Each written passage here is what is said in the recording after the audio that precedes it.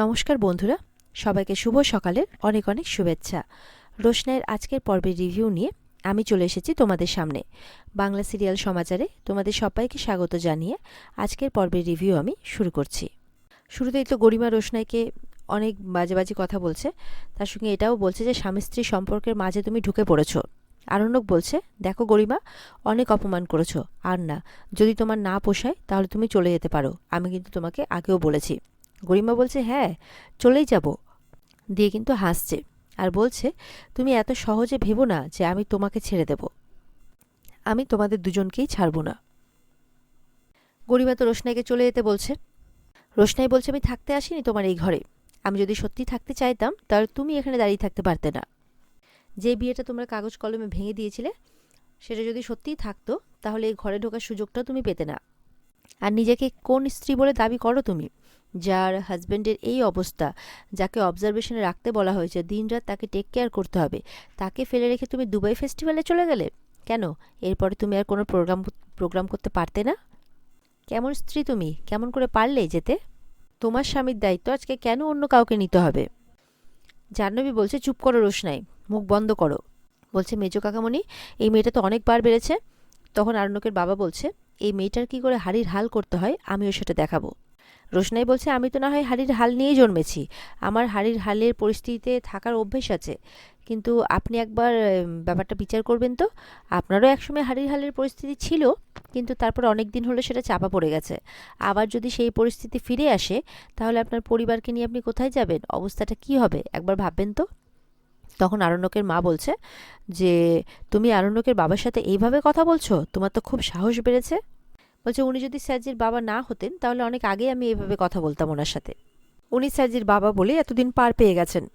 তনুশ্রী বলছে, কি ব্যাপার বাদশা, তোমার সামনে দাঁড়িয়ে তোমার মেয়ে, মানে তোমার এই পছন্দের মেয়েটি তোমার বাবা মাকে অপমান করে যাচ্ছে, আর তুমি দেখে যাচ্ছ, শুনে যাচ্ছ। তখন আরণ্যক বলছে, তোমরাও তো কিছু কম অপমান করছো না ওকে। রোশনাই তো এমনটাও বলছে যে আপনারা দুজন তো স্যারজির বাবা হওয়ার যোগ্য, বাবা মা হওয়ার যোগ্যটাও নও। এরপরে তারণ্যক কথা বললে রোশনাই বলছে, স্যারজি আপনি কথা বলবেন না, আপনি স্যুপটা খান, আপনি না খেলে তো আমি যেতেও পারছি না ঘর থেকে। গরিমা বলছে, তোমাকে স্যুপ খাওয়াতে হবে না, আমি খাওয়াচ্ছি।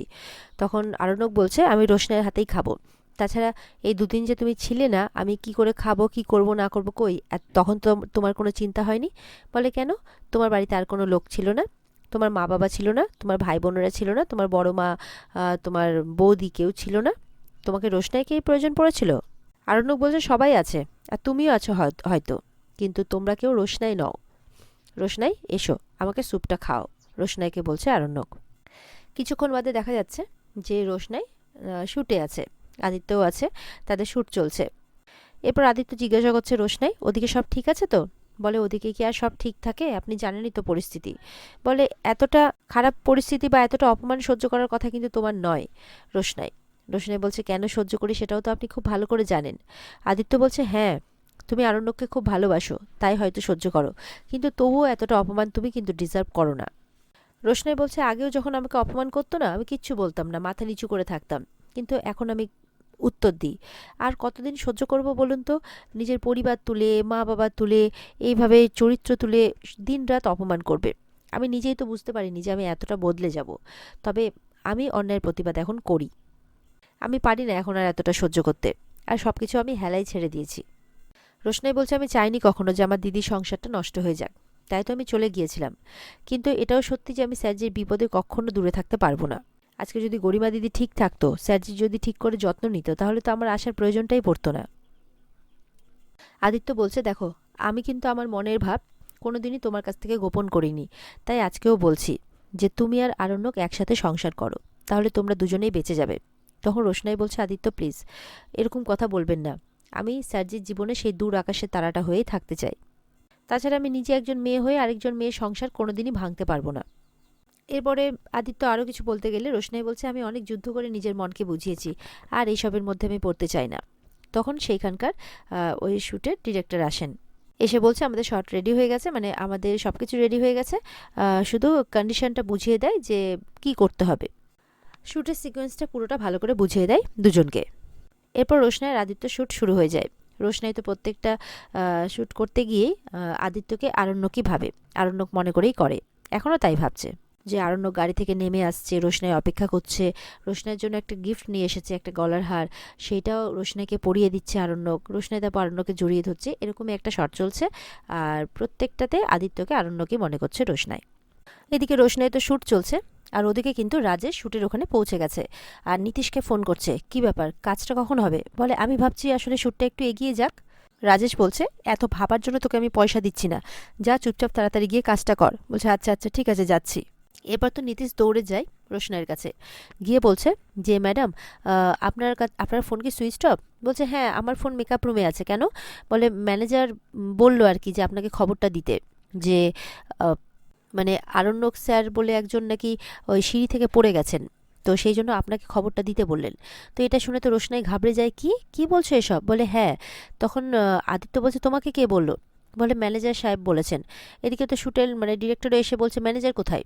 বলে এখানেই তো ছিলেন, বোধহয় কোথাও গেছেন, তো আমাকে উনি বললেন, তো আমি কি ওনাকে নিয়ে যাব? তখন তো সে বলছে ঠিক আছে নিয়ে যাও, শুটিংয়ের লোক বলছে ঠিক আছে নিয়ে যান ওনাকে। আদিত্য বলছে কোন গাড়িতে নিয়ে যাবে, সব কিছু রেডি আছে?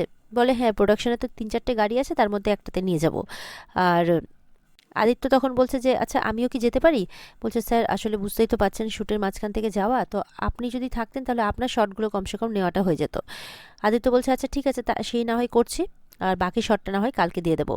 এরপরে রোশনাই তো ছুটে যাচ্ছে ওই নীতিশ বলে ছেলেটির সাথে। তারপর আদিত্য পেছন পেছন গিয়ে শুধু বলে দেয় যে সাবধানে যাবে, আর কী হয় জানাবে। রোশনাই তো বলছে আমি এই ভয়টাই করছিলাম, প্রত্যেকটা মুহূর্তে এরকমই একটা ভয় আমার লেগেছিল, দেখুন সেটাই হলো। এই বলে তো গাড়িতে করে রওনা হয়ে যায়। গাড়িতে যেতে যেতে নীতিশকে বলছে নীতিশ আর কতক্ষণ লাগবে? নীতিশ ড্রাইভারের পাশের সিটে বসে আছে, আর পাশে একজন ড্রাইভার চালাচ্ছে। সেই ড্রাইভারটি কে? তো বলছে যে নীতিশ বলে দিয়েছো তো ওনাকে ভালো করে নিয়ে যাওয়ার জন্য? বলে হ্যাঁ হ্যাঁ বলে দিয়েছি। দেখা যাচ্ছে ড্রাইভারের আসনে আর কেউ নেই, ড্রাইভারের আসনে আছে রাজেশ, ড্রাইভার সেজে বসে আছে। বলে চিন্তা করবেন না ম্যাডাম, আপনাকে ঠিক জায়গাতেই নিয়ে যাব। কিছুক্ষণ বাদে রোশনাই দেখছে যে যেই রাস্তায় যাওয়ার কথা সেই রাস্তায় না গিয়ে অন্য রাস্তায় বেঁকে গেছে। রোশনাই বলছে এ কি, আমাদের তো ভবানীপুর যাওয়ার কথা, আপনি কোন রাস্তায়? আপনি বোধহয় বুঝতে পারছেন না রাস্তাটা। নীতিশ ওনাকে বলে দাওনি? বলে হ্যাঁ হ্যাঁ ম্যাডাম, আমি বলে দিয়েছি, আপনি চিন্তা করবেন না। তখন কি হয়, রোশনাই গাড়ির কাচের মধ্যে রাজেশের মুখটা দেখে ফেলে, আর অবাক হয়ে যায় যে কী ব্যাপার রাজেশ তুমি?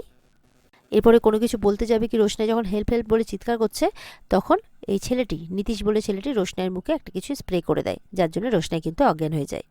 এদিকে তো আদিত্য শ্যুটটা কমপ্লিট হয়েছে, বলছে স্যার আপনি কালকে যত সকালে আমাকে কল দেবেন আমি ঠিক পৌঁছে যাবো আর কি। বলে না না, কোনো অসুবিধে নেই। বলে আসলে বুঝতেই পাচ্ছেন বাড়িতে এরকম একটা সিচুয়েশান তো।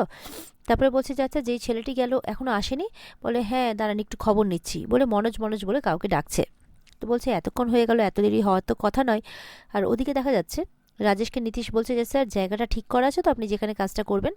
বলে রাজেশ অত কাঁচা খিলাড়ি নয়, সব কিছু রেকি করেই দেখেছি, তাছাড়া এই জায়গাতে দিনের বেলাতেও খুব একটা লোক আসে না। এই বলে দেখা যাচ্ছে যে গাড়ি থেকে নামে, আর গাড়িটার সামনে কিন্তু বিশাল জলস্রোত, নদী। তো সেখানে কিন্তু গাড়িটাকে নীতিশ আর রাজেশ মিলে ঠেলে ফেলে দেয়, আর বলে খেল খতম, এরমভাবে বলছে। আর ভেতরে কিন্তু রোশনাই অজ্ঞান হয়ে আছে গাড়ির ভেতরে, না জানি এবার কি হবে।